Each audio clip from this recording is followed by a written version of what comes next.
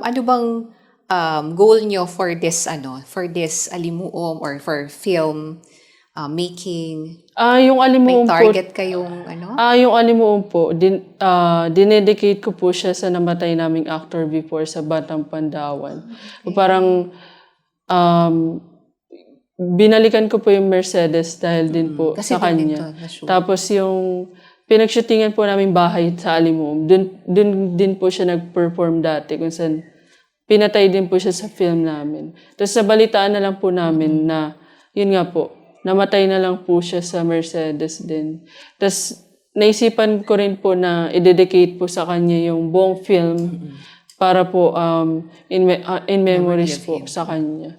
Tapos yun po talaga. So parang sa akin po, yung Alimuom, parang hindi lang po siya short film sa amin. Parang may ano po talaga yun na para sa kanya din po yung film na ginawa namin.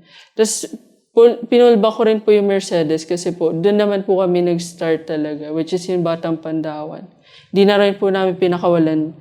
Nag-isip na lang din po kami ng kung ano pa pong pwedeng gawin sa Mercedes or ano pa pong kwento. Ayun nga po, mentor din namin po si Derek Vincent Ricafrente. Parang, wag na po namin pakiwalan yung Mercedes. So parang, sabi niya